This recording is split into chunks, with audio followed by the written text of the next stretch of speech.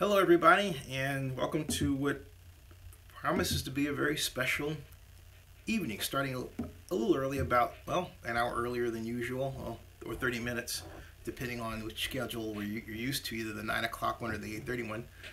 But it was a change because my friend and longtime friend, now that I think about it, yeah, since, wow, a while back, and former boss, that's right, and former Mayor of Oakland, Elihu has agreed to come on. I'm going to call and come on the live stream show as a guest, and I'm quite excited because, you know, how many people can boast that they basically brought the Raiders back to Oakland, except for Elihu. Hey, Rick Rice, how are you? And Rick Rice, you are the man. You are the man. I can't be the man unless I'm promoting the man. You're the man. Elihu's the man. Hey, Karen, how are you?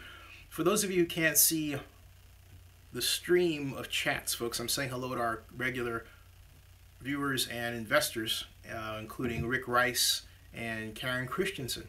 And I'm very excited, and the stream is good. We're actually at 7:59, or if you are on the East Coast like I am, 10:59. I told Mayor Harris I would call him back at about 5 minutes. And Elihu is a guest, Richard. Yes, Richard, Elihu is a guest. I'm going to call him back. He said, call him back in 10 minutes. I'm going to give him, that was 5 minutes ago, so I'm going to call him back at, I would say about 8 after the hour. And we'll go from there, just to give him a little bit more time, right? Because I'm calling him on Skype, so I wanted to give him an alert to what to expect, right? So, I'm saying hello all. I'm writing hello all. I haven't gotten, by the way, speaking of information news before we get started, I haven't heard from Barry Lee yet. He was kind enough to make 5 video blogs of what was going on in Seguin, Texas, where he lives, and the condition down there, which really proved, you know, what I'm trying to accomplish with Zennie 62 in terms of having media that takes advantage of modern technology and allows anyone, anywhere, to be the news teller, and then it goes through our system, our distribution system. Just not just the video, but also the blogs and our social media accounts and everything else. So Barry, I hope is well. I sent him a tweet earlier today. I haven't heard back from him, so I can only hope.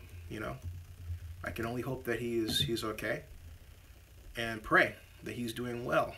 And but also keep calling and keep up. So as we said, Barry's had a hard year, what with his surgeries and his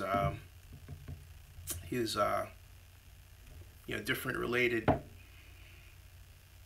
stents, heart stents problems, and so on. Now this, so but he seemed like he was okay. You know, if he wasn't, he would have said, "Hey, look, I'm not, and here's what's going on." At least as far as I've gotten to know him. So, you know, that's what's happening with Barry Lee in one of the cities that has been hit by Hurricane Harvey. It doesn't look like from his videos that Seguin, Texas will hit that hard. Karen Christensen says, I hope he's not going to be in the flash flooding area. What a mess. It is quite a mess down there. Absolutely horrible. You know, I can't say, you know, enough for how how bad that is, you know. It just, and of course we can talk for days about how the president mishandled things, but I have to be fair and say the president has a chance to really make up for that right now and make it not about him, but about making sure these Americans survive a disaster. That's really what that's about. So let me tell you about Elihu Harris. For those of you who aren't aware, Elihu Harris was mayor of Oakland from 1992 to 1999. And among other things, and more pertinent to our conversation, he was one of a number of people who stewarded the effort to bring the Raiders back to Oakland from Los Angeles. So he understands what it's like to be on the side of trying to get the Raiders back. He understands the deal backward and forward. He also has worked with Al Davis, and he has a lot of really interesting stories about working with Al Davis that I think everybody's going to get a real kick out of. And Mayor Harris is still living in Oakland and active in the community. He tried to run for Congress and did not. Actually wound up, Barbara Lee became the person that filled the seat that he wanted, that was originally Deron Dellum's. But Mayor Harris served 2 terms. Among his achievements during that time was the establishment of the government center that Oakland is known for, where we have the State of California building. We have the Elihu Harris, which is called the Elihu Harris State Building for a number of reasons.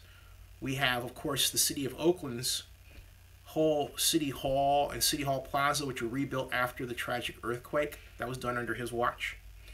We have the establishment of Oakland's office complex, and also the rotunda, which was finished under Jerry Brown, but the rotunda had stood vacant for 30 years. It was the old Liberty House building, and a young Oakland, California developer, Phil Tagami, who no one ever gave a chance, Elihu gave him a chance, and he and I helped get Phil a $32 million contract, and he and his partners at California Commercial Investments did a fantastic job of redeveloping that into a great office building. And bit by bit, I would say Elihu helped. He laid the foundation and for what Jerry Brown did when he came in, okay, in terms of establishing the 10K project. Elihu, but more importantly, Elihu was a leader. He stood through the Oakland Hills, through the Oakland,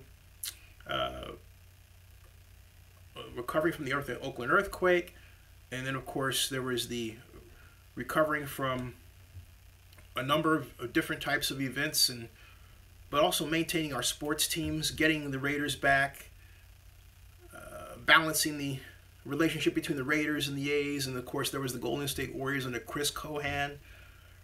Elihu did a lot, you know. Elihu did a lot. But hello everybody, hello. So I'm really excited to have Elihu here, and he's got, again, as I said, I can't repeat this enough, an extremely unique take on this issue of Oakland and relocation, and Oakland Mayor Libby Schaaf, okay, and what she's done.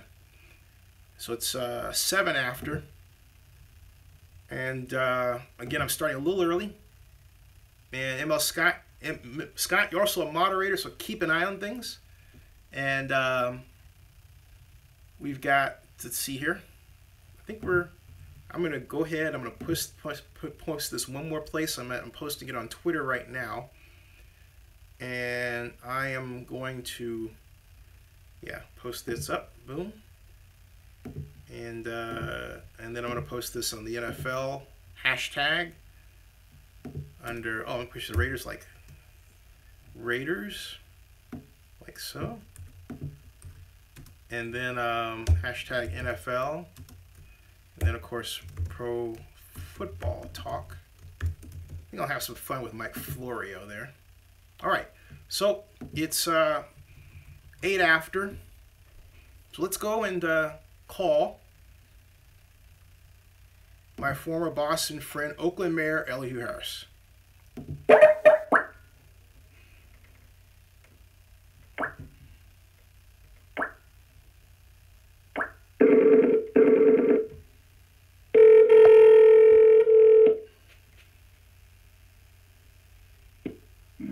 Hello? Hey, it's Zennie. You ready? Good, man. How are you? Excellent. How about you? Everything's good. All right, so we are ready, folks. On the line is Oakland Mayor Elihu Harris, my friend for years, boss when I was economic advisor, as I told you before. A lot of you know the story, so I'm just going to get right to it because it's just great to have him on here. Hey, Elihu, first of all, I want you to talk with my viewers about what you remember about trying to bring the Raiders back to Oakland, first of all, because I want to give people a taste for, you know, what happened and what you did and as mayor of Oakland. Well, the first thing was why they left. They left obviously in the early 80s as a result of the inability to reach a deal with the local, county and city relative to the new facility. And the facility, quite frankly, had issues and needed to be updated, if not replaced. And they went to Los Angeles. Of course, when they went to Los Angeles, to an even older facility, the Coliseum. They didn't draw very well. I think 35,000, 40,000 people was the average. They tried Pasadena, they tried the Coliseum. Then they finally figured out they were getting a new facility in Los Angeles. They looked both at Hollywood Park as well as doing some major renovations to the Coliseum. And at the time, by 1995, or 1994 actually, when they thought about coming back to Oakland, they were talking both to the Coliseum and to the Hollywood Park Authority, and had virtual deals with both. It was really interesting because I was talking to a former LA County supervisor as well as the former owner of Hollywood Park, and they both were about to have press conference and announced they had a deal with the Raiders. And when Al Davis didn't show up at either press conference, they figured out, I think he's gone back to Oakland, and so he has. Wow.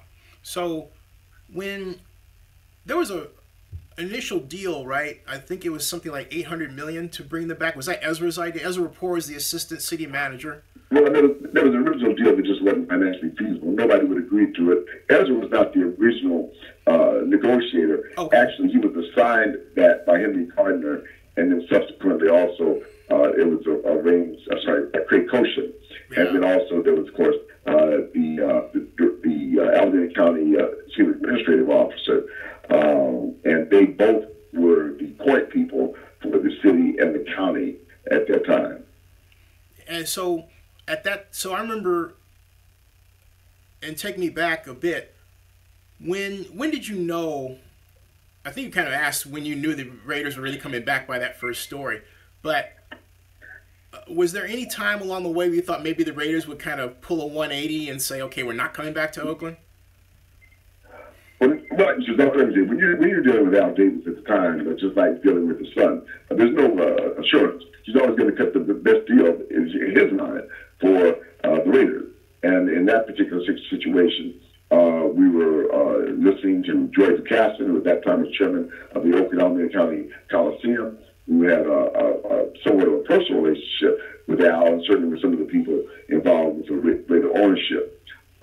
And they talked about coming back.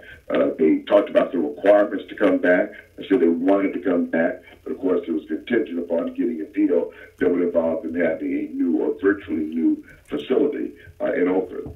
And that was the beginning of the negotiations. It got much more complex as time went on, but that certainly was the initial conversation. They wanted to come back. I think part of it, unspoken, was that they were not drawing the kind of fan base they had in Oakland when they got to Los Angeles. So while having a new facility was part of it, I think they also realized that they were not drawing the 50, 60, 70,000 people that they believed they could draw in a metropolitan area as large as L.A. Hey, when did the PSLs come into the picture? Was that the original idea, or was that midway? No, but there were two issues. One was the PSLs as one way to bridge the financial gap between what the city and county were looking at. And the whole purpose of all the deals was there'd be no public money. The public money came in on the base of getting them a lower interest rates. The revenue bonds were the initial way that we were going to finance this without any public responsibility.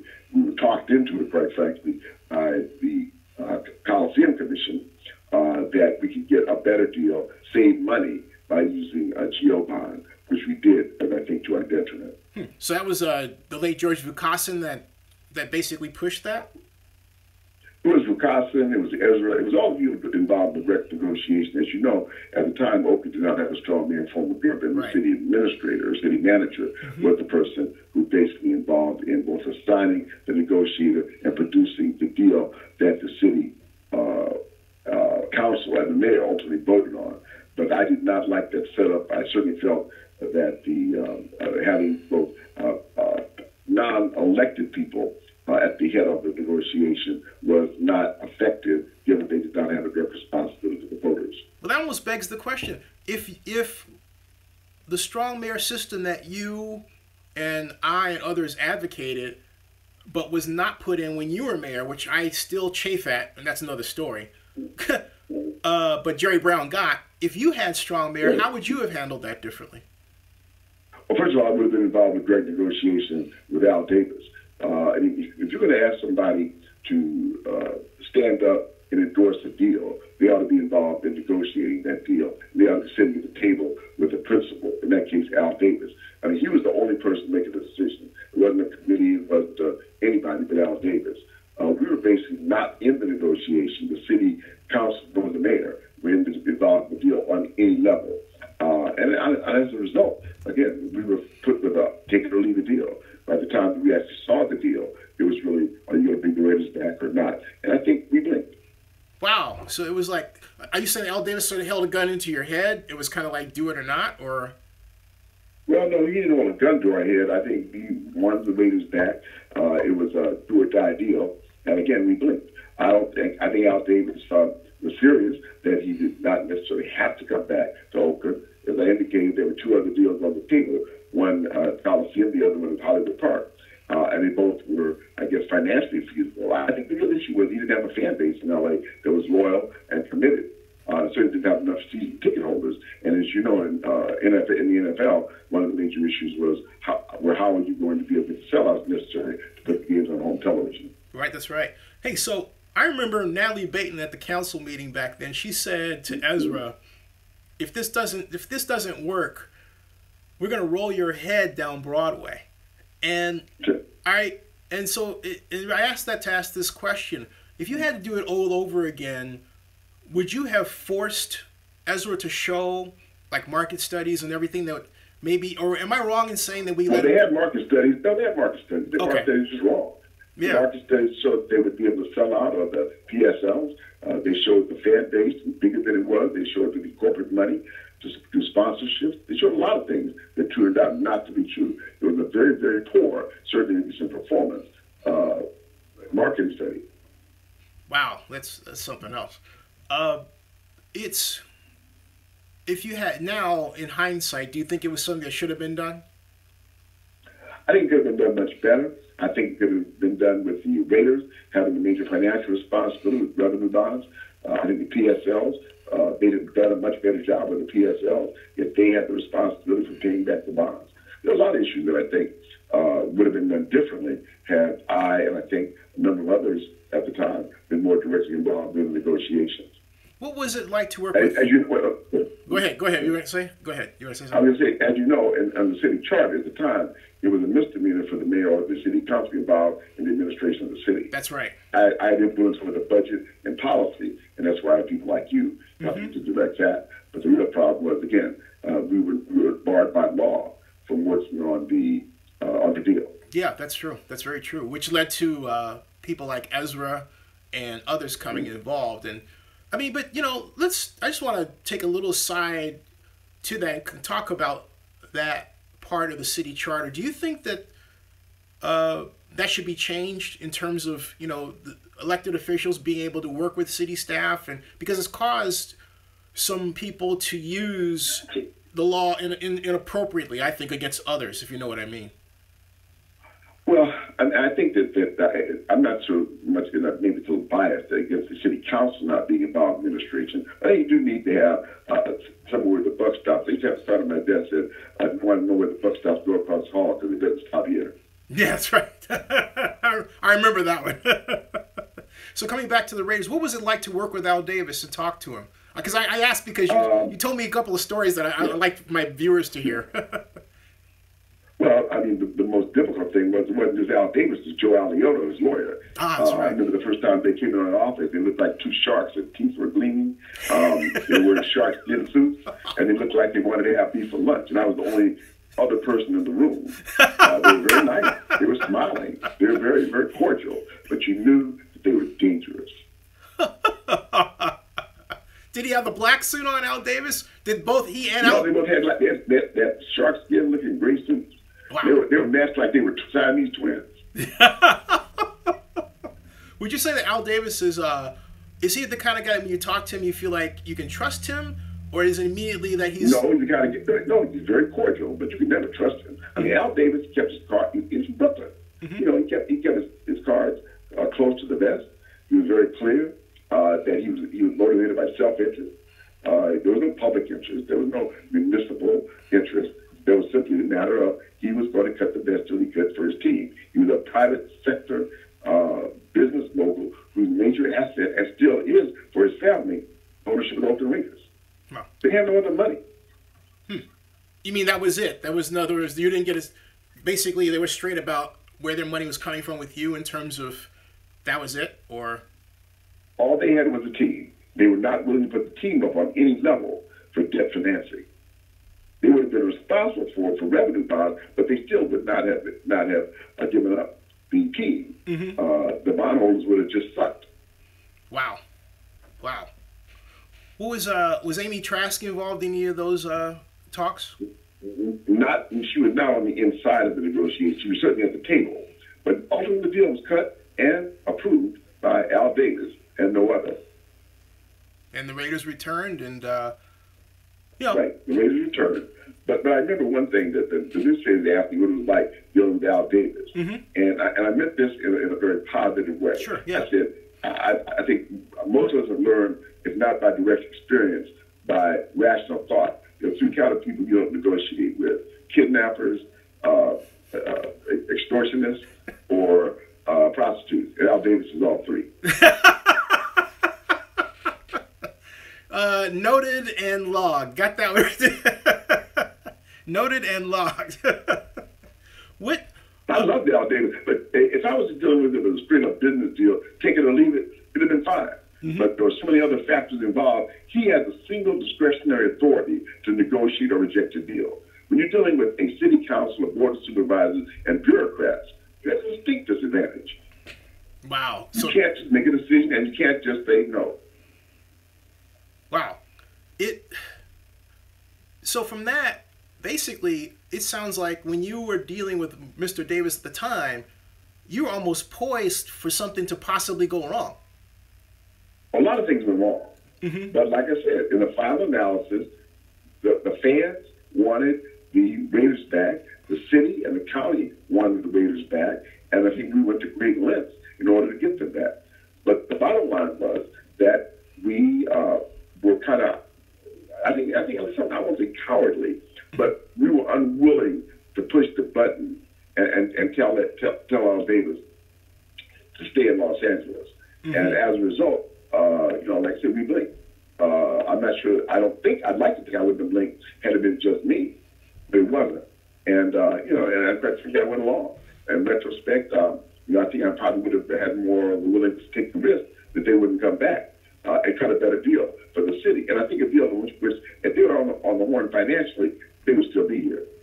Was the NFL involved at any time? Because today now you have what was their involvement during that time? Well, the NFL first of all was very strong about the Raiders not having the territorial rights to Los Angeles. And as you know, Al Davis sued the NFL to indicate that no other team could move there without his permission, because even though he was moving back to Oakland, he still owned the territorial rights for Los Angeles as well, which always gave him the ability to move back to L.A. should he not get what he wanted in Oakland. Hey, so for those of you who have just joined us, we're with my friend, former boss and former Oakland Mayor Elihu Harris. It's funny, Elihu, I always call you boss, so I'm so used to it. Well, that's okay. If I had some money, I hire you again. Yeah, I appreciate that. I take it. But looking back and talking more about that before I shift gears to the present, when in terms of the National Football League, and the territorial rights with Mr. Davidson returning to Oakland, how would you characterize the Raiders as a part of the community? Were they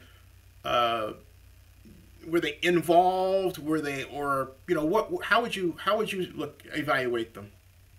I think they were somewhat involved. I don't think they once they saw that they could move and maintain a fan base would follow them. I think they're still betting that they would go to Vegas. Its loyal fan base and Raider Nation as a whole will follow them wherever they go. Virtues to hell in that.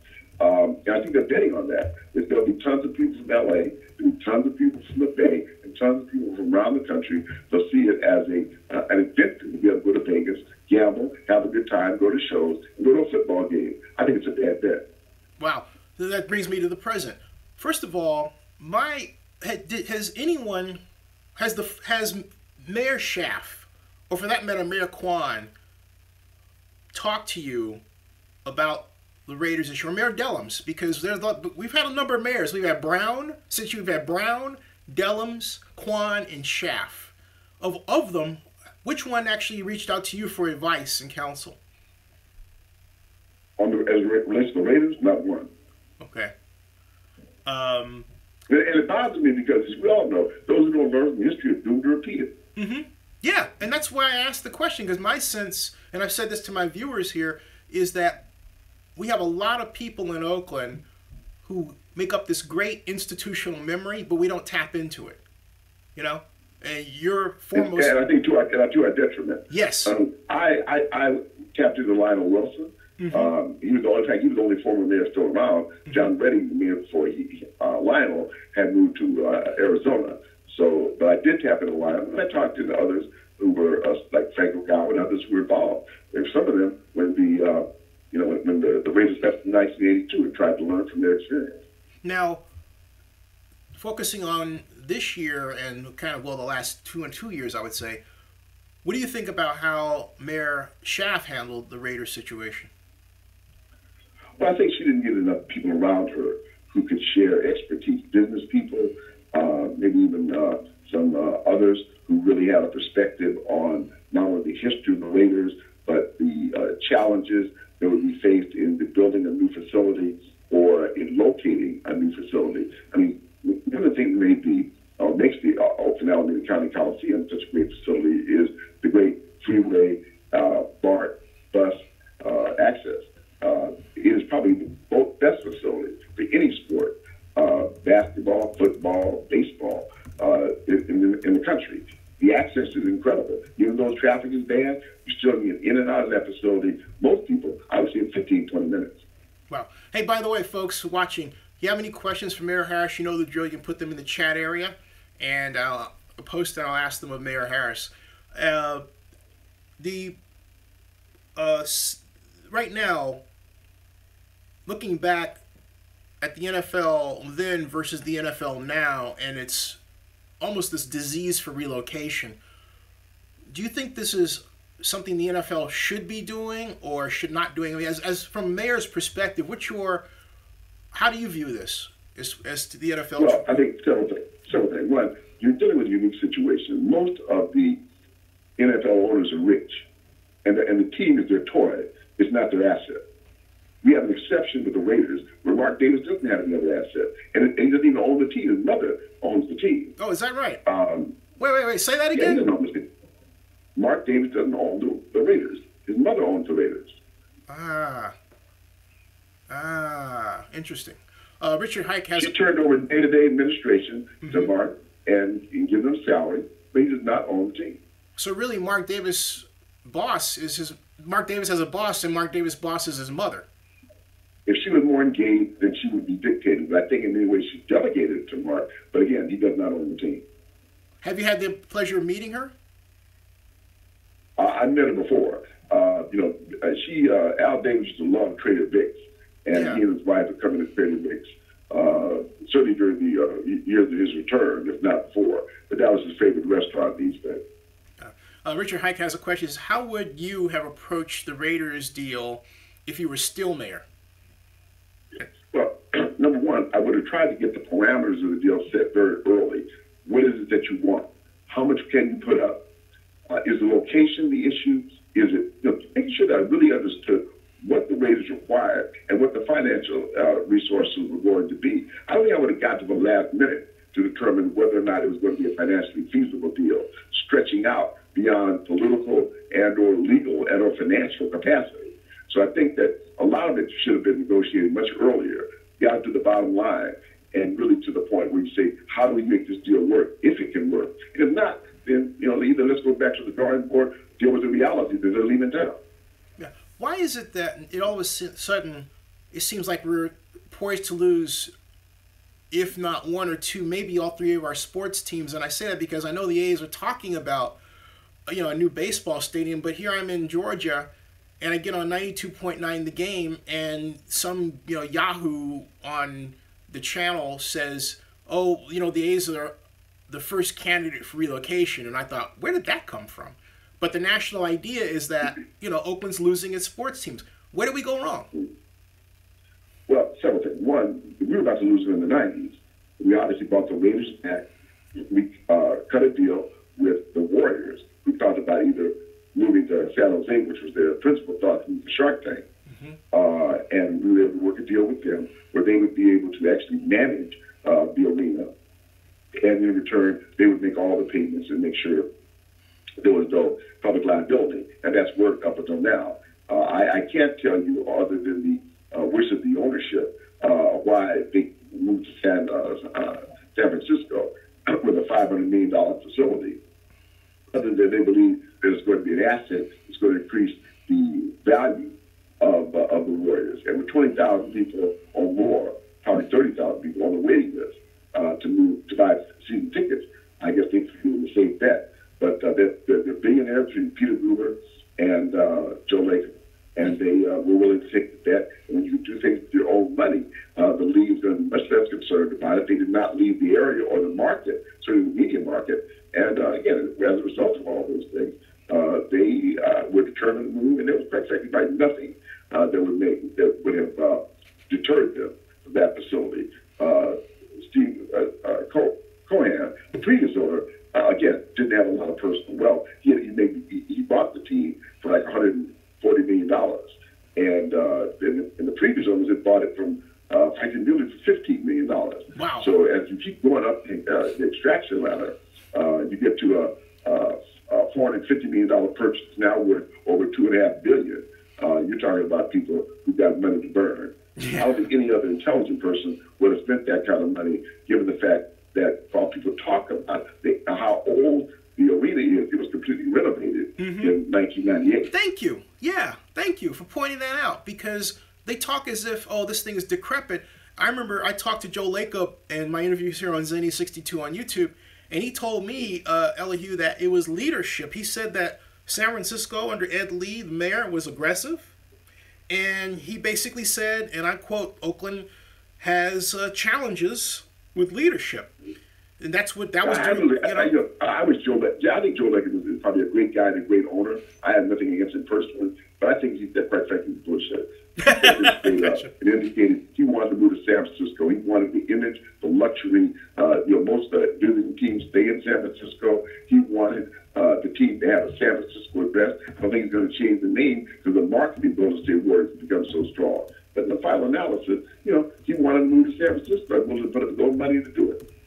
Now, I have some questions here from our viewers. First of all, ML Scott asks, he says, can you ask, Your Honor, if there's a prime thing in asking prior administrations for help/insight on current situations? Did you find it to be a problem to seek advice from prior administrations and other officials? I don't think you kind of answered that, but if you can go over that again, No, it's not a prime thing. It's a stupid thing. Why would you have advice? You don't have to take it. You want all the advice you can get. Anybody who contributes. Only a fool won't listen to people before they make decisions. You can disregard them, but you at least want to have the insight, the perspective before you make a decision. And if you already got the problem solved, and you say, look, I don't listen to, I got money, I got solutions. This is a slam dunk. Maybe you don't need to listen to people. When you're in a struggle, as long as the city of Oakland, Alameda County, has been in a struggle relative to the sports team, they should have had it's not a commission, an advisory group or something that would have been able to set the best minds available, if not financially, at least from the standpoint of negotiation, to work to try to save this deal. And we have another question from Juan Ramirez, and he says, how would you handle Mark Davis lying to the city and fans regarding his false promise to work and build a new stadium in Oakland? First of all, I call him out. You can't let people lie to you when you're a public representative. They're not just lying to you, they're lying to people you represent. They're lying to everybody in Oakland and Alameda County. I call him out and tell the truth. Now, and he's negotiating in good faith, you keep that secret. When you take the negotiations and broke it down, look, folks, I got to tell you the straight up truth. He is not telling the truth. He is lying to you, and you should understand that we may not be able to save the Raiders, but it'll be because he did not negotiate in good faith. He's got a hidden agenda. He doesn't have the money to do the deal. We've got alternatives to make this deal work. He is not listening to them. He doesn't have the money. He's going to find whatever opportunity is going to get some fools, in this case, Las Vegas, who wants to support a team so bad, willing to put up $750 million of state bonds, GO bonds, in order to get the Raiders. But what's going to kill the Raiders is they don't have a fan base. They got money, but no fans. And John Davis asks, he says, in your opinion, does Oakland really lose money on Raiders games? And I'll set some background for this, Elihu. There was a publication that came out, Scott McKibben had said that they actually don't make money, or they save money by not having the Raiders. He said that a few months ago, and a lot of Raider fans were up in arms by the comment. Oh, I think they're up in arms. But look at the fact, do you think L.A. lost money after the Raiders came back to Oakland? Let's be real. Football is one attraction. They have so many other things in L.A. Now, for the Oakland and Alameda County, it was a major, and is a major attraction. No question about it. And the people who work at the Coliseum need their jobs. But in the final analysis, it is not going to put a dent into this economic area.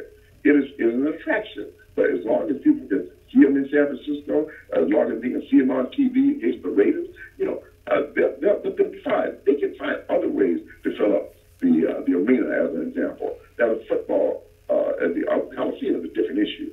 You're going to have 75,000 feet concrete jungle. That's probably going to have to be torn down because it's too big for the A's, and quite frankly, not suitable for any other sports in the area, given the fact that there's soccer stadiums, there's football stadiums in Santa Fe County. So, yeah, I think it'll be a loss. I think they'll feel it, but I don't think it's insurmountable. Now, Patrick M. Blackman asks, he asks, what is the city of Oakland trying to prove by possibly letting all three franchises go? And I don't think it's anything that the city's trying to prove, Elihu, do you? It's just a matter of circumstance, or how is it? Yeah. How should we think about it? Well, I understand. I think the only team they really have a legitimate chance of saving are the A's at this point. Given the ownership, one of the things that I did when the A's were basically sold, I was able to talk to the family, to the Haas family, and one of the things they committed to was only selling to somebody at a discount who would keep the team in Oakland. That was the provision of the sale, and that's why Hoffman and Schaaf kept the team in Oakland and sold it to somebody else who submitted to keeping it in Oakland, and that was a major deal. Now I remember. So, I'm sorry. Go ahead. Go ahead. And that was one of the reasons we were able to keep the A's. They kept trying to leave, and then obviously once they sold the Blue Wolf, that commitment to local ownership and keeping the team in Oakland was vanquished. So now, in this case, it was luckily that the 49ers stuck to their guns and were not willing to let them go in San Jose. And as a result, they have stayed in this market. And I believe ultimately we'll build a facility in this market. But again, we got poor ownership. People who own sports teams really need to be rich. This needs to be a toy where they are committed to keeping the team in that market. They may want the best and the shiniest facilities, but they're not looking for a city or a county government to fund it. 831 Scott asked what I think might be the question of the night. He says, or asked rather, if you were still the mayor of Oakland, would you take legal action against Mark Davis and the Raiders for not dealing with Oakland in good faith? I certainly would have studied it, and I think I would have not even taken action against the NFL. But there's a lot of people looking at antitrust in Congress and really believe that their teams may be in jeopardy as well. And I think that the NFL And with all the other problems they've got to be concerned about legal action. What's going on with Colin Kaepernick? You go right down the line. The NFL is a monopoly. They know it. They act like it. I think, quite frankly, they're very wrong with the legal challenge. Wow. That's so we've got also Juan Ramirez asks your thoughts on the Davis family failing to reach out to the major corporations in Silicon Valley for sponsorship because they've said that they can't get money here, and yet it's tech rich. Yeah, he doesn't know. I mean, Latham, Gruber, they know people with money. Mm-hmm. They have no problem, and that's part of their network.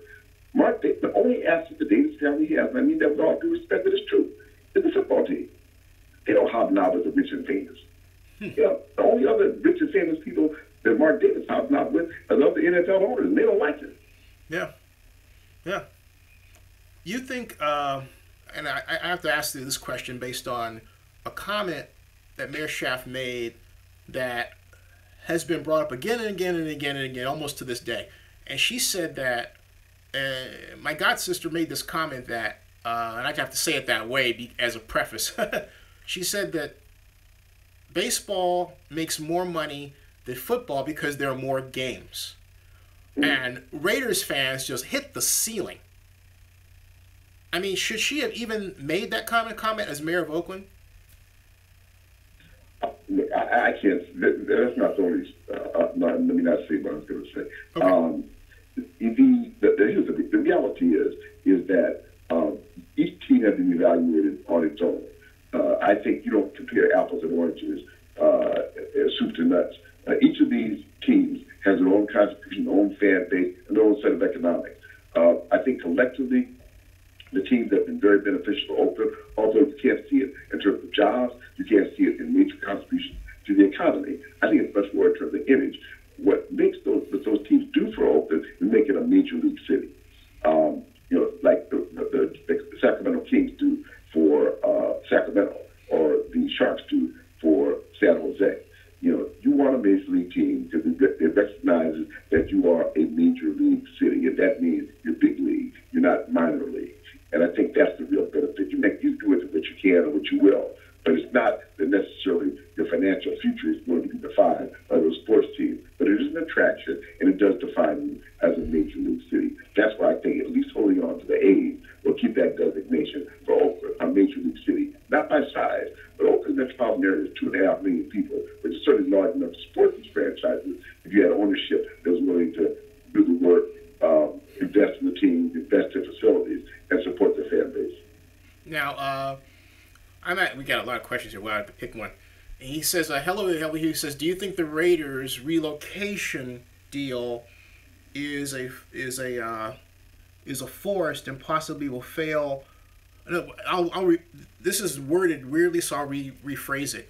James McClinton is basically asking, do you think the Raiders' relocation deal in Vegas will fall apart and the Raiders will remain in Oakland? I don't think they're going to remain in Oakland. I think the deal's going to fall apart. If anyone has gone to Vegas knows it's a working class town. People can't afford PSLs. People can't afford season tickets. People there work 24/7. You have a lot of retirees.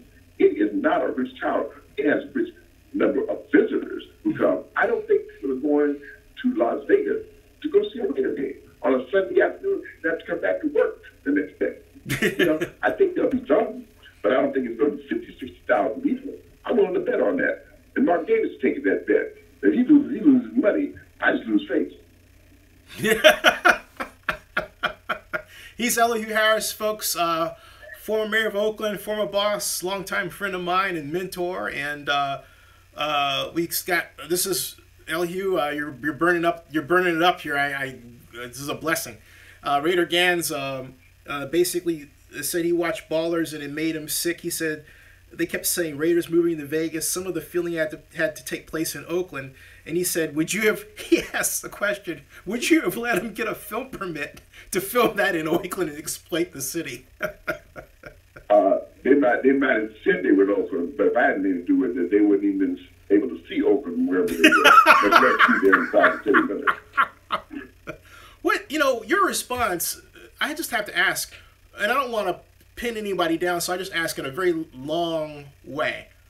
What has happened to leadership politically in the East Bay since you were mayor and now? Because I get the feeling that overall we kind of don't understand how to, pull the levers of government to make them work as elected officials. Am I wrong about that or right? Well, there are a lot of people who got elected in these days. They just want to be in office. They want to have a title. And I think that it doesn't pay enough for somebody who want to do it for that reason. If you're not willing to exercise power on behalf of the people, then maybe it's the wrong job for you. I never looked at being mayor as being a position that was going to enhance me financially. It was an opportunity to serve, an opportunity to work on problems, and hopefully have a legacy. But, it's hard. It's hard to do in 8 years. The problems are intense. You really got to have somebody who's willing to lay it on the line versus every day, not worrying about the job or the future of being in office as a consequence of making hard decisions. And you dealt with a lot during that time. You had, if I'm not mistaken, rebuilding the city hall after the earthquake, right? And then there are many issues. You had the relocation of the Cypress Freeway. Yep. You had the relocation of City Hall after the earthquake. You certainly had the issue of sports teams coming and going because of the death of Walter Haas in the case of the A's, because of trying to get the Raiders back, certainly and trying to maintain the Warriors in light of the sale by Fitzgerald and Fernand to Cohen. So it's always a challenge. And not only that, but you're also dealing not just with the city, but with the county and other resources. There's nobody has singular control in Oakland. There's nobody that has the final word or the ability even to make a decision and try to gain support for it from the public or anybody else. And I think that's really to the detriment of a city like San Francisco, that's a city and a county, or in the case of San Jose, with all the financial resources of Silicon Valley. And Bausas, he says, Elihu, would you have given the NFL the land, executed the clause in the lease to have the A's off at the end of 2019? Let me explain this. It's a little esoteric because I'm going to assume that you may I understand. Oh, you do? Okay. Okay. Yeah. I think if they want to take the financial responsibility, sign a long-term lease, and if the Raiders left, that land would be returned to the city. I think that would not have been a bad deal. You'd have to work on a project and a process by which the arena would stay where it is, and that you find a location for the A's. I think that was a deal that makes some sense.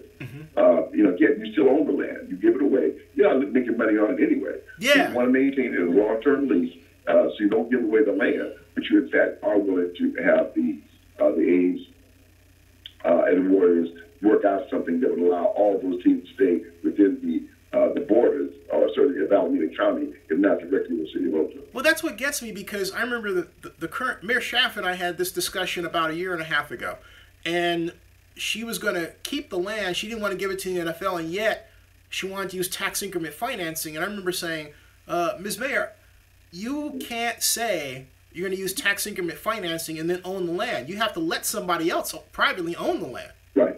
So and she goes, oh, I didn't realize that. I said, yeah. So you need to change that around because it makes us look like we don't know what we're doing. And I was under the impression that she was going to give the land to the NFL, and it turned out she never did. And then I have to be careful how much of this I can disclose. I can't disclose that part, so I'll turn this around. I will simply say that Mayor Schaaf left certain parties with the impression that she was going to do just that, the NFL specifically, and they were basically flabbergasted to decide that to discover that wasn't the case, and that was last fall. And so that's why all of these negative comments came from league officials basically. How should she? You just basically said that you would handle that differently, but would a task force have helped prevent us from, making that kind of mistake, or how could we have avoided that situation? Well, I don't know the answer. The task force, good lawyers, good financial people would have been able to figure that out relatively quickly and make it make financial sense for the city. Again, you could have a financial deal like this based on tax increment financing or any number of other ways to make that work and keep the NFL on the hook. But the NFL, they have the money. It's not the NFL that's broke. It's Martinez that's broke. Mm-hmm. Wow, well said. But hey, how much time do we have, by the way, with you? You give me a couple more minutes, and we'll give you 5 more minutes, and we'll let you turn on and move on. Okay, first of all, as we close, I want to thank Elihu. We talk all the time, and so this was spur of the moment, and it was an idea I had like 3 hours ago, and he said, yeah. And I'm always pleased to do this because Elihu is one of the great mayors, arguably the greatest mayor in Oakland's history, and second African-American mayor behind Lionel Wilson. And as I said before, basically built the downtown, modern downtown, as it still is today with the government center, and laid the foundation for what came later under now California Governor's Jerry Brown's 10K plan. And I learned a great deal from Elihu, among other things, how to keep my mouth shut in a meeting. And now you want to talk about my failures. But I learned how to appreciate and cultivate power, and that's another long discussion. But I remember you told me in a meeting, before the meeting, you said, "Look, you want to make a point." And this is for anybody out there, particularly at least some of the people we have viewing us are 15 or 16 years old. We have a range from 15 years old to 60 years old, and basically. The rule is, if you are working for a mayor, don't be the person in the meeting that necessarily has to be demonstrative. But if you have a title and you're an advisor, write a note to the mayor or, sit next to the mayor, as you told me. I remember that was before our conveyance meeting with the Navy. You had me sit right to your left.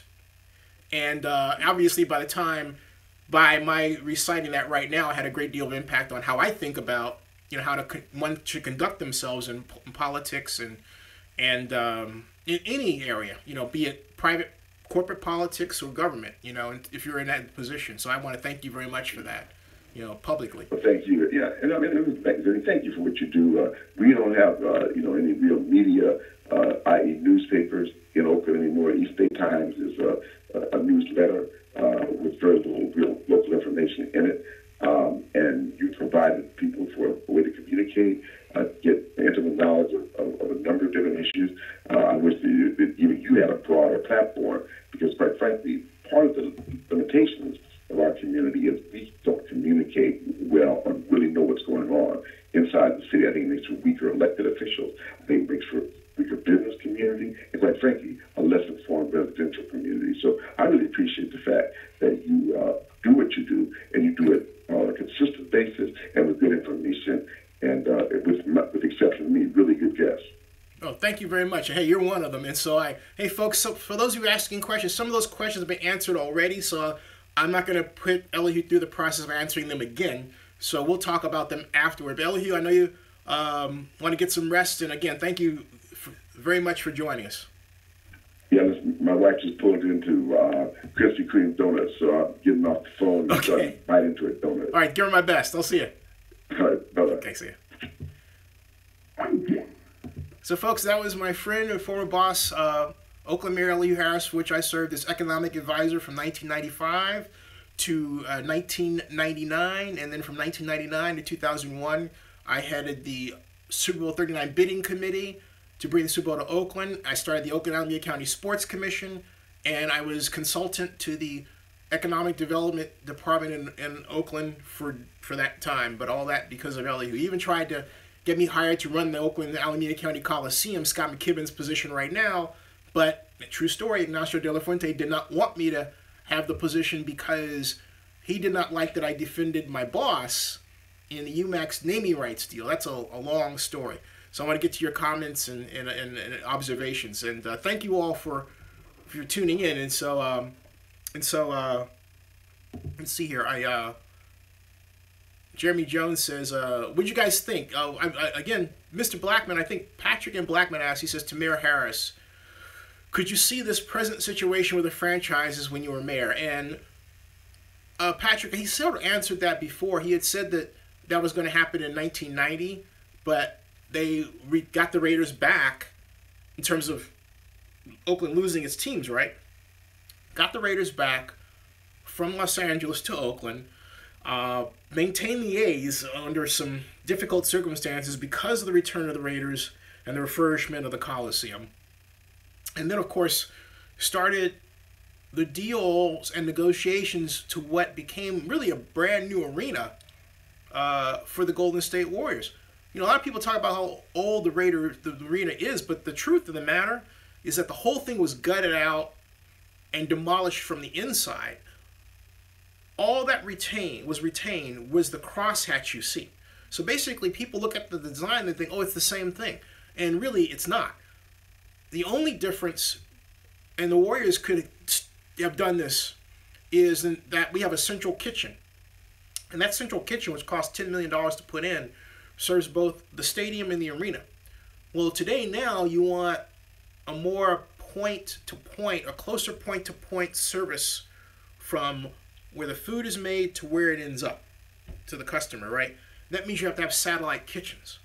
You can build those satellite kitchens in Oracle Arena right now if the Warriors were to stay there, but they didn't do that. So Chase will have those satellite kitchens, but I'm telling you, you could do the same thing in Oracle Arena. And so that's why I really believe that the Bay Area would be a great two-team NBA market. Yeah, I did say that. So we have here, we've got,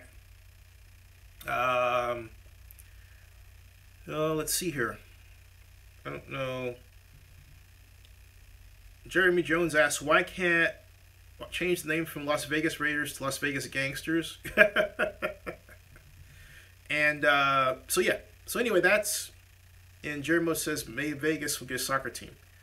And Steve Collins says, still a nice arena, Zennie. He's talking about Oracle Arena. And it is. Folks, I'm actually looking down at the comments. It is a very nice arena. It really is. And not only is it a nice arena, it's a great place to play basketball. It's an arena that's comparable in size to T-Mobile in Las Vegas. We could have had the fight here. It's all a matter of how you pitch it. And so Bossy Ruler says, yes, the Bay Area would be perfect for two teams, but I wouldn't root for a San Francisco NBA team ever. Yeah. Patrick and Blackman says, well, with the Warriors leaving, that would provide more space for the Raiders. You know, I think that it's not so much the Warriors, but if the A's were off, it would have more space for the Raiders. And I'm thinking about this from the standpoint of forming a plan to host the Super Bowl. And I say it because my Super Bowl plan, had it that the arena would have been the location for a number of NFL events. Without the arena, it makes it actually harder to host the Super Bowl because you don't have that giant 19,000 seat place to have, the NFL concert series or NFL, the Taste of the NFL or anything else, right? So we're in the NFL Commissioner Party.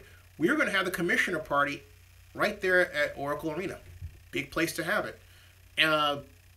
Without that, no. So we had in Oakland and have a pretty good basis to host the Super Bowl. We lack a clear 900,000 square foot ballroom, which means we need a 900,000 to 1 million square foot convention center. We have one that's only, 150,000, 200,000 square feet at best. That's terrible. And get this, folks, that was finished in 1988, and we haven't had an expansion since then. So,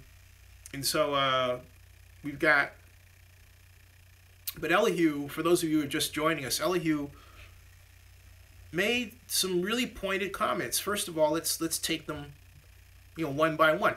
First of all, he talked about the Raiders returning, and he basically said that the Raiders sort of held them up, that we have, they could have returned to Los Angeles, and they were kind of holding up as a possibility.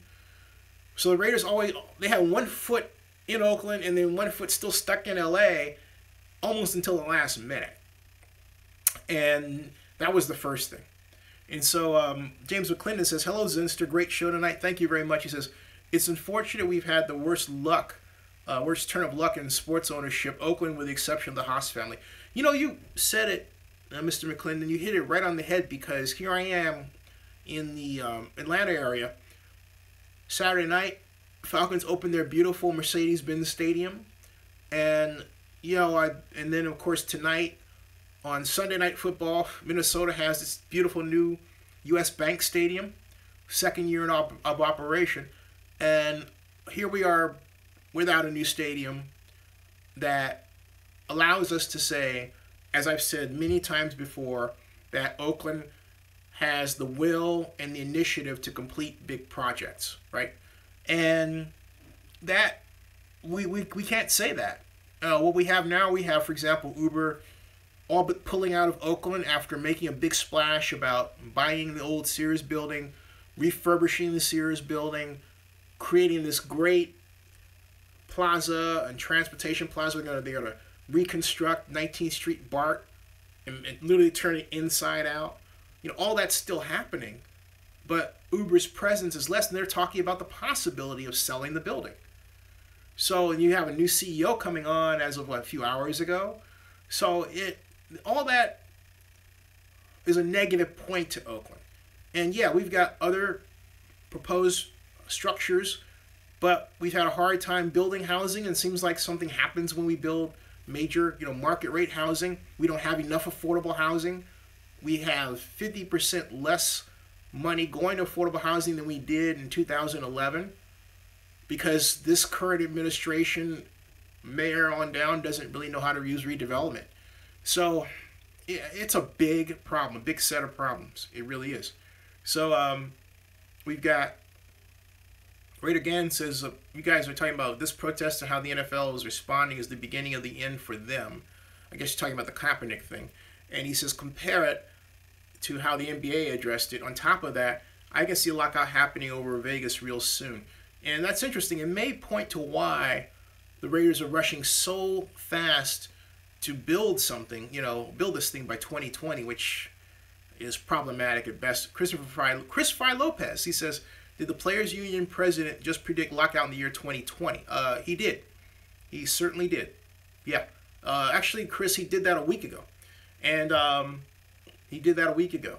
And so, Mark Cuban is looking right, as Boss said earlier here. And he really does. And, really, really does.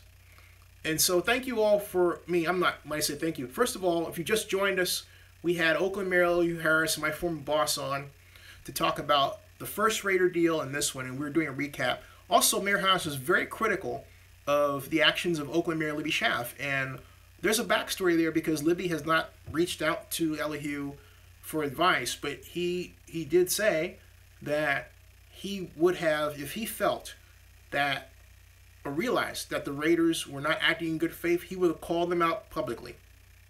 He would have not held it behind the scenes. He would have called them out publicly and said, hey, look, they're doing this. We're not going to allow this. I know how Elihu is. Elihu would have used the media bully pulpit to make his point, and he would have made it stick. So Elihu would not have let that go down at all. And it's too bad we don't have that kind of as a mayor right now. And not that we can't have it, but well, there it is. As Boss says, Elihu is a real mayor. And, Libby's a real mayor, too. But, Libby, somewhere along the way, she started off great, and then something happened, and it just didn't gel the way all of us would have loved to have seen it gel, but still could, okay? It still could. But, look, the simple fact of the matter is she has no plan for retention of sports teams. She believes it's some sort of poll that you take and you gauge, how people feel, and then they ask leading questions like, would you spend tax dollars on it? Well, no, that doesn't mean you don't want them. Okay? So it's one of those questions designed for them to say, see, they don't want them. They don't want to spend tax money on it. Well, that's not the whole point, especially when you as the mayor. When I worked for Mayor Harris, I called Robert A.M. Stern, the famous Robert A.M. Stern of Robert A.M. Stern Architects. I called him, and I came that close to having the Times Square of the West Coast built in what is now Uptown. That came up from a cold call that I did working for him. By contrast, some of Libby's staff people, they're so afraid to make calls like that, they'll ask a council member if they should call the NFL. I'm not kidding you, okay? I'm not kidding. I'm not going to say who told me that. I've heard it more than once. But my point is, when you represent the mayor of Oakland, and when you are the mayor of Oakland, you can make these power calls that make these deals happen. But if you don't do that, then guess what? The deals don't happen. That is just a simple fact. So we've got Bay Area has more money than, okay, what are you guys talking about? Let's see here. We've got, Raider Gang says, Zennie, is there market comparison of disposable income averages, Oakland versus Las Vegas? There is, but you can't look at Oakland in a vacuum because Oakland is in the middle of the Bay Area, okay? And it's a mistake. Oakland is actually in the geographic middle of the Bay Area. So it's a mistake to do that because, first of all, Oakland is crossed by, you've got 580, 80, Bay Bridge here, San Francisco. You've got Contra Costa County here, which feeds into Oakland, Alameda County. You've got Alameda County. You've got Santa Clara County over here, Marin County. Oakland is at the center of this. You have Raider fans all over the place. I mean, look, the Raiders training camp is way up here in Napa, right? So you've got to take the whole. You can't just take Oakland in and of itself.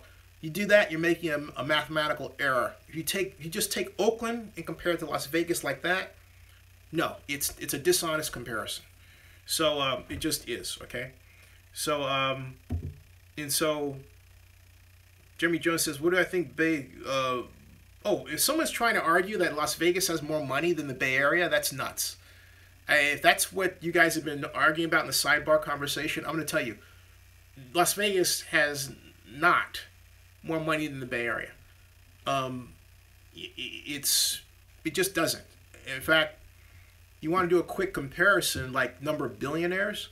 You can say your regions with, I'm typing this in a search engine, with most billionaires, okay? Regions with most billionaires, all right? And the cities with the most billionaires, this is Forbes. So let's see what Forbes says. And I've never looked at this before.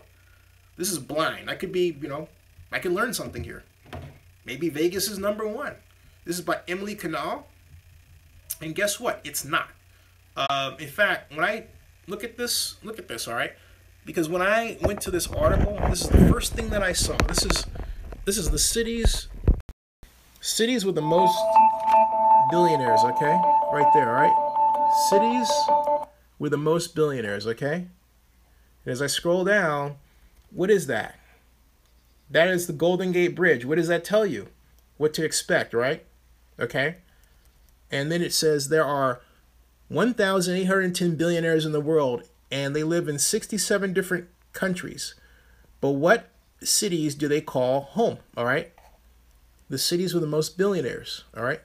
So we scroll down here, if this will allow me to scroll down, and they touted the ultra-rich, and they said 14 metropolitan areas in Asia, U.S. and Europe are tied with 6 cities each. So 25th is a tie is Palo Alto. Billionaire population's 13. That's the Bay Area. All right. That counts for the Raiders. Richest individuals, Mark Zuckerberg. All right. Then we've got Geneva. Okay. Switzerland. Okay. And then we've got Chicago. Tie. All right. And then we've got, there's Dubai. Right? Okay. It's Dubai. There's Delhi. Okay. That's 21. Bangkok is 20, is another tie. Sao Paulo, Brazil. All right. And then we've got Milan, Italy. That's 20th. Junchao, 18th. Okay. We've got Dallas is 18th. Okay. We've got Hangzhou. All right.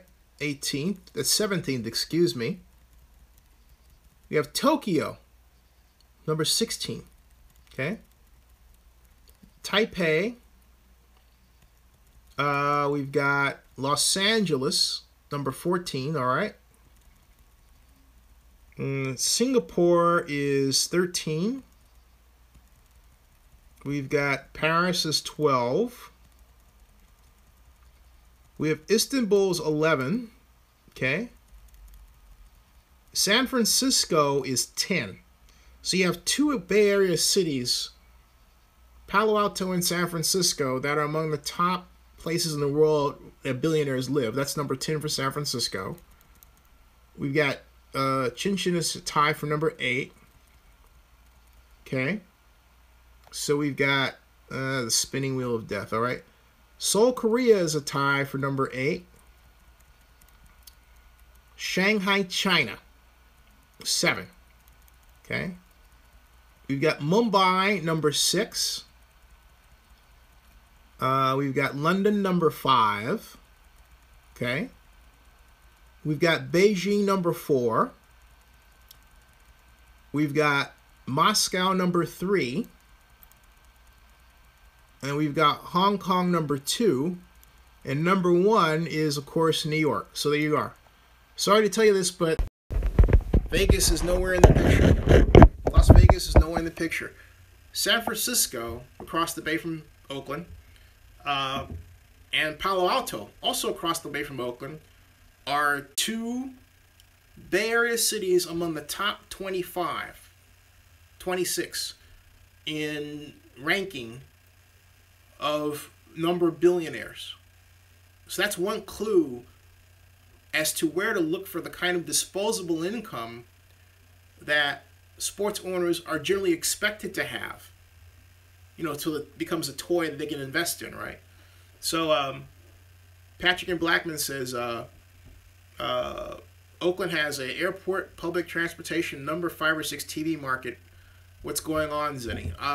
Yeah, I mean, I don't, you know, I think Raider Gans here says my company may be moving out that way. Okay.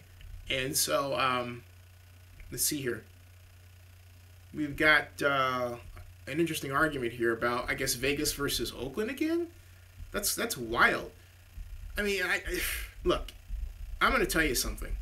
Las Vegas household income, depending on where it's measured, is between $47,000 and $54,000 per household. The Bay Area is beyond double that. Beyond double. Okay? Beyond double. And not only that, our population is nearing 8 million in size. So there is just no realistic comparison. The problem that people come into is, and I understand it, it's a very basic one. People are imagining a Vegas that is more richer than it really is because of the image of Vegas, which is wealth, great wealth. Gold here, Trump Hotel over there, Caesar's Palace over there, Cosmopolitan over there. There's a lot of show money. But show money doesn't translate into gigantic true wealth. You have to remember that there's Sheldon Adelson, Stephen Wynn, and a few others. But when you start counting the number of billionaires there, it doesn't add up to a lot. It really doesn't. You know, Las Vegas is a city of entrepreneurs, people who are down on their luck, who remake themselves. You can't be, by the nature of the American reinvention machine, down on your luck and yet very wealthy. If you're down on your luck, you're down on your luck, and then you get wealthy. And then you have these relationships. Take Bill Walters, who owned the Bali High. Perfect example. Okay? And then he had this piece of property that he could, this huge golf course next to the airport that he could make deals with. All right? That's the way that is. And I'm not trying to insult Las Vegas at all. Las Vegas is a Wild West city. It is a Wild West city. It still has that Wild West mentality. It is not known as the New York of the West. That's San Francisco more so than Los Angeles. In fact, the basin in LA County has the greatest number of people in poverty per capita of any place in the United States. That's why I felt that Carson, if you wanted to talk about where the Raiders should go, Carson was even a worse choice than staying in Oakland because of this enormous poverty and underemployment problem that exists in Los Angeles. The Bay Area is quite literally carrying, from an economic standpoint, power standpoint, it is carrying the state of California on its shoulders like that. The San Francisco Bay Area is doing this with the rest of the Bay of the state of California. That is fact. See? So you want to move out of that? Wow. Okay. So yeah. All right. So we've got next. We've got see here. Yes, show money isn't read. 831 Scott says, I read an article that says California has the 7th largest economy in the world. Well, not only that, it used to be the 5th largest. It used to, that's right. When I was in high school, California had the 5th largest economy in the world. 5th. Now it's 7th, which tells you that the newly industrialized countries of Asia and China have really come up, all right? China within Asia, I should say, really come up. And boss says, well, I don't know if it's recession-proof. Pedro Gallardo says, is Oakland doing anything right now to keep the Raiders? Or did Oakland give up? Well, Pedro, I think in total, when you count the citizen-driven initiative, Oakland is still trying to retain the Raiders. Raider Gan says, this is correct. No place is recession-proof. I remember my pops looking for a job in the Bay out of work for almost a year. It's, can be difficult. Hey, I have resumes out there. I'm trying to make things happen. I haven't had to do this in a long time. I've said this before. It is not for the faint of heart. I'm telling you. So, it isn't. So, Corey Brown says Vegas doesn't have more money, not in this lifetime or the next. And, not only that, too, what Vegas lacks is about 6,000 to 10,000 really solid manufacturing jobs. A lot of people thought that this Faraday deal, electric car deal, was going to be the thing that did it, and of course they filed for bankruptcy, and that whole effort didn't go away, but it did dramatically fade. Okay, it really did. Vegas is growing without question, but it's not the Bay Area, and I'm not even certain that it wants some of the Bay Area's problems right now. What with its water carrying capacity issues and everything else. 831 Scott says, yes, it was an article about California becoming its own country. So I don't know how accurate it is, but I found it interesting, laugh out loud. Bossy Ruler says, folks looking for jobs now. Come on, industries have changed is all. That's true. Raider Gann says, here's a measure that people need to be paying attention to. Where is the money from the fight going? That's a good question. That is a great question. Hey, folks, it is 12:17 now. I started at 11 o'clock. I'm going to stop at 12:30 and get to bed a little earlier. Todd Christensen is here. How are you? And, folks, don't forget to invest, because it's your investments that keep this going and allow me to have time to think about having great guests on like Elihu Harrison. I'm working on more. And James McKernan says, it's really sad that Oakland has no true visionary at the head of leadership. And Todd Christian says, Cali went from 5 to 7 because of, well, that's not the reason. He says, corrupt state government treats tax takers better than taxpayers. The exodus of small and medium businesses is proof. Todd, I think you are right. And I'm glad you wrote that, because now I'm reminded of the exodus of movie production from California to here in Georgia. More movies were produced here than any other place in the world. I think 16% of all movie production was done in one place, right here. That's almost 1 out of every 5. Think about it. So that's a lot. That's a lot. Hey, Jacob P., how are you? And Boss Rula says, McClendon don't use word leadership. Todd, great to have you. And Ray Gann says, Bouse money from the Mayweather fight. Vegas is full of corruption. But Ray Gann says, and the citizens, unless you are a business owner not seeking a penny, are not seeking a penny. Boss Rula says, yeah, it's true. Atlanta has, not like they have good movies. Well, I mean, I thought Wonder Woman, well, actually, Wonder Woman wasn't made here, was it? But, you know what? Avengers Infinity Wars is being made right down the street here. Not that close, about 15 minutes away. Down the street here is a long way. But it is, you know, by Oakland parlance, it's a long way. Down the street in Oakland is like, yeah, down the block. Down the street here is, you know, 15 minutes away. But it's close. And you have the Avengers Infinity Wars, Passengers with Chris Pratt and Jennifer Lawrence was made here. Screened last night, I might add. So, you know, and all because of a great tax credit program that California should have implemented, first of all, copied like that, and then doubled just to retain movie operations. Horrible what's happened in California. Just horrible. Horrible. And Citron points out The Walking Dead is made here. That's right. The Walking Dead is made here. And let's see here. We got Bosch really says, wow, Zennie riff on movies that he wouldn't watch. Well, let's see here. Spider-Man Homecoming was made here with the great performance by Zendaya and Tom Holland. We've had, they're Marvel movies. Marvel has established a beachhead here in Georgia. Marvel has done that. You know. So, 831 Scott asks, how's Barry Lee doing? That's a very good question. I have not been able to get a hold of him.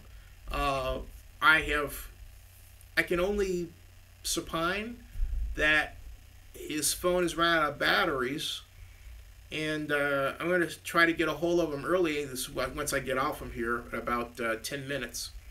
And give him a buzz and see if I can get a hold of him again.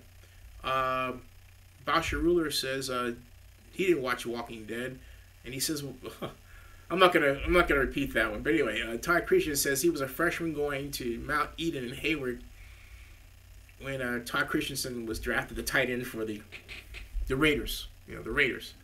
And but as far as Barry Lee, for those of you who didn't hear me talk about Barry Lee, or were not an investor and therefore didn't get the email I issued yesterday, Barry Lee was kind enough to make 5 videos about the conditions down in Seguin, Texas, which I believe is just between Houston and San Antonio, but more closer to San Antonio, where he lives. And it wasn't that bad at the time, but he texted me later and said it was, yes, please invest in Zennie 62. He said, and I want to thank the one invest we got tonight that was during Elihu's speech. Thank you, very, very much for that, because as I say, it keeps the fires burning, and it keeps the creative fires burning, and you can definitely bet your last money that this will continue to be a stone gas honey with your investments. But Hans Fink invested tonight $30. Thank you, Mr. Fink, and that was very nice. He's a new investor. We have now 48 investors. Thank you, Mr. Fink. So we've got so that's what's happening. So let's see here what we have next. It's 12:22. I'm going to stop in 8 minutes, and this is a great talk, and I thank you very much, Mr. Blackman. Thank you, Mr. Blackman, for your investment. Thank you. Awesome. Thank you. Mr. McClendon asks, he says, how are things coming along with the Ray Bobbitt and movement? I don't know. I know that we have September 15th coming up. This Friday is the 1st of September, so after that 15 days, boom, the JPA meeting, right? So I'll find out more, and As Bosch says, we shall see September 15th at the JPA meeting, 8:30 in the morning, Oracle Arena. For those of you who don't know, Scott McKibben is moving on eventually to run the new stadium authority for Levi Stadium. Levi Stadium, that's right. And Raider Gann says, Zennie, how do you feel about the protest? Are you participating? I am... You mean which... Whoa. There's so many protests going on here. Which one are you talking about? I mean, it seems like protesting is the new lunch. It's like the new power lunch is protesting. So when you say, am I protesting? Protesting what? When? I mean, I'm sitting here, so obviously I'm running my show, right? But protesting when? When am I, right? What? Curious, okay? What? Oh, the NFL boycott. No, I'm not boycotting the NFL. I think that, first of all, I believe in what I call it the corporate heretic approach. And what I mean by that is investing time in making your case heard to the league so that the league responds in a way that is in accordance with the direction of American culture. And the NFL has it within itself to represent the best of American culture. It's always tried to do that. And I believe it can do that this time around. Colin Kaepernick should be celebrated. He should be treated as a saint for being an NFL player that's showing other NFL players the right way and the NFL itself. Sponsors will come along. And for those of you who might laugh, I point to you a very subtle development, and that is the emergence of all these amazingly diverse commercials with people of various colors mixed together, white female, black male, vice versa, Asian female, white male, vice versa, and so on. And this kind of level of diversity you didn't see even 3 years ago. Now it's commonplace on television. That could not happen without the participation of corporate America. So I believe that the NFL, being a part of corporate America, can step up to the plate and represent its black players when it needs them, the NFL, the most. When we need them, black players, fans, black men, the most. You would say, why am I pointing to the discussion of black men? Because the NFL basically pulls from black neighborhoods for its talent. Now, there may be some who talk about, well, it's not exactly like that because it's the scouting system and it's this and this, but the bottom line is that the NFL pulls from black neighborhoods in the South primarily for the bulk of its talent. Some of the same areas where the brother or sister of a player may be impacted by police brutality because they're black. That's what we're talking about here. The NFL's got to step in and talk about it, okay? Justin Martell says, let's beat us, Zennie. Sorry, advertisers will do anything for money. Doesn't mean their hearts is in it. I disagree. I disagree with that, okay? Raider Gans says the Johnson & Johnson commercial is a good example. Thank you. And, yeah, so I hear what you're saying, but I disagree. We'll agree to disagree on that one for right now, okay? And John Marks says he's going to invest in... I'm looking forward to it. John? Yeah, I am. Boschula says Department of Justice is like a landlord coming to America telling Clark County, hey, your rent is due. Still love you too, Justin Martell. I love you, Justin Martell. Justin Martell says, I disagree with you, but I still love you. That's the way it is. I like that. I like that. So, I like that. And it was a great conversation.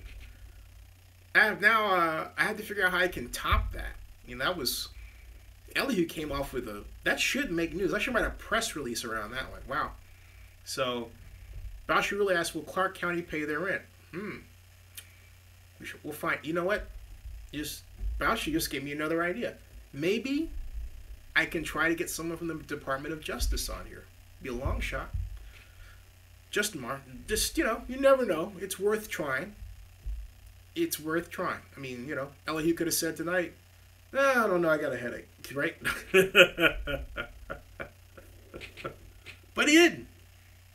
And what you got was a very rare picture of how a former mayor evaluates how his city is doing and handling a problem that at another time, if he were mayor, he may have dealt with, well, he did deal with in his way. Okay, he got the Raiders back to Oakland from Los Angeles.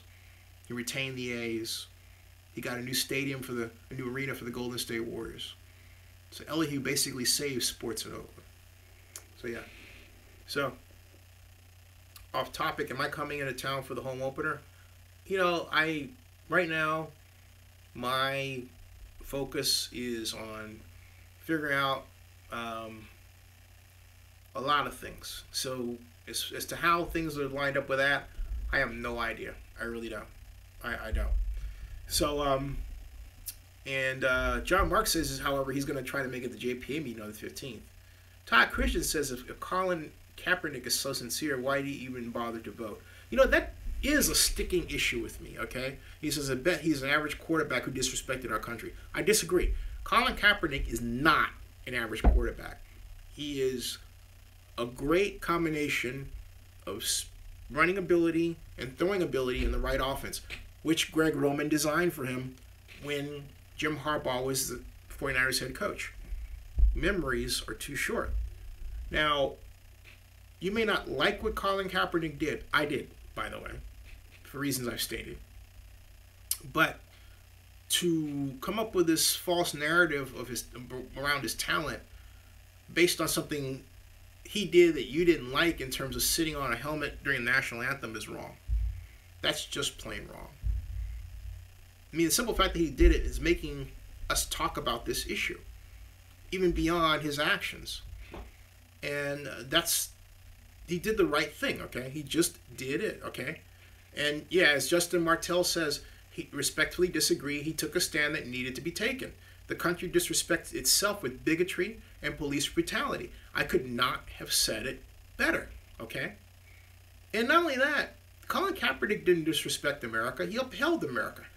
He upheld American ideals, saying, hey, look, if the police are supposed to protect and serve, how come they're not protecting and serving black folks? All right? I mean, we are more likely to be stopped. And then you have these I call them alt idiots. You know what I'm talking about. Who recite these. What they do is they recite what they think are FBI statistics about black on black crime, but it's actually based on some poster they got from a conservative publication. They recite that, right? But if you actually look at the FBI statistics, the greatest number of types of crime from a standpoint of color are white on white. No one talks about white on white crime. And yet that's bigger and more prevalent than black on black. A lot of white on white crimes are not reported. Let me give you an example of what I'm talking about in a microcosm. In a microcosm. I'm going about a minute over my time, but this is worth it.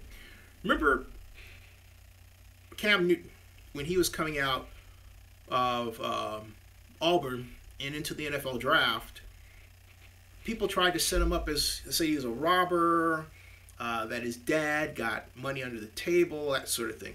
And so they among them, Todd McShay of ESPN upheld Blaine Gabbert, who's now with the Cardinals, as, you know, the quarterback he was from Missouri, who was better than Cam Newton, when he really wasn't.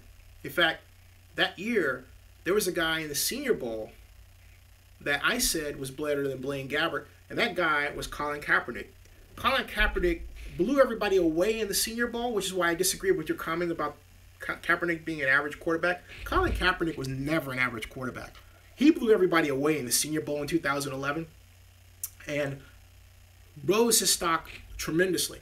Should have been drafted in the first round, but I digress. What happened was that, among other things, they tried to peg. You would think, looking at Cam Newton, the way they talked about him, that he was arrested for a bunch of things. He wasn't. But December of 2010, in one publication, one very obscure publication, Blaine Gabbert got into an altercation in a bar and was detained. Just months before he was to be drafted. Detained. That was never talked about on any NFL publication, and yet it was right out there. I found it. Okay. But no one else did. What does that tell you? And what people talk about is how it's like, okay, we don't want anybody to see that because, frankly speaking, it's like, maybe you don't want to tell the truth about somebody who happens to be white. And we're mostly white media, okay, in terms of sports. That's what it looks like. How else to explain that? It was right there. Anyone could have found it. That didn't happen, okay? So, we've got, but by contrast, get this. You had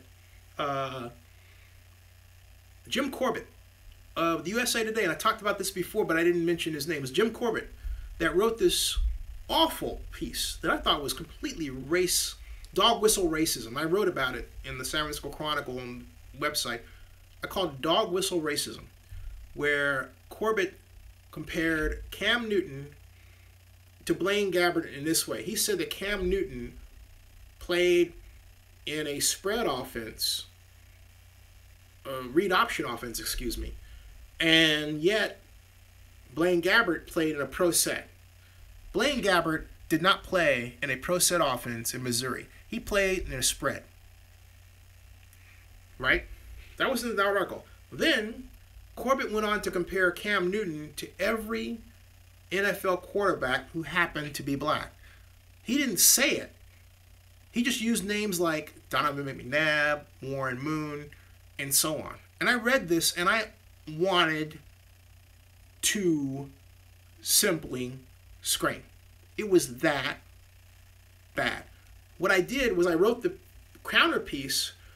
I even sent it to Jim Corbett. Then, when I got to the NFL Draft red carpet, I said, "Hey Jim, remember that guy that wrote the counter piece to your, piece on Cam Newton?" He goes, "Yeah." I said, "That was me," and he frowned because he knew he was wrong. Corbett's out of the business right now.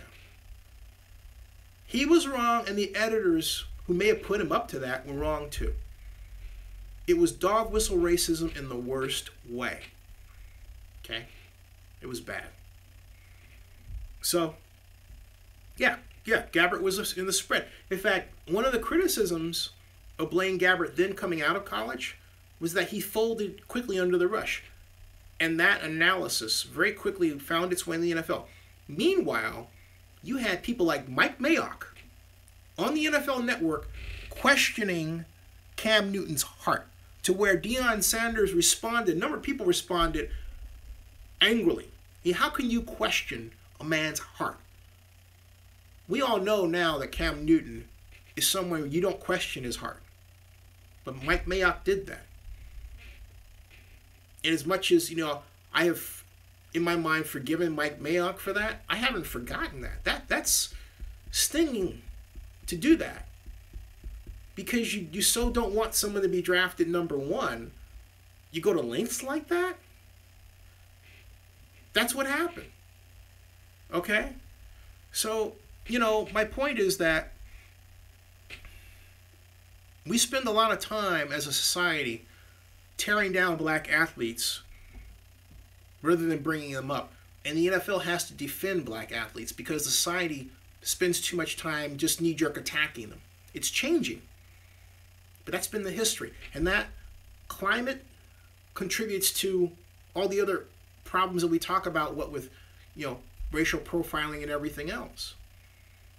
So I'm glad that Colin is doing what he's doing, and I'm sure the NFL will find a way to join him in helping improve society. Indeed, it has to, because as black players go and black athletes and black people go, so goes the NFL. That's just the way it is. And the NBA too. And a lot of people know that. All right.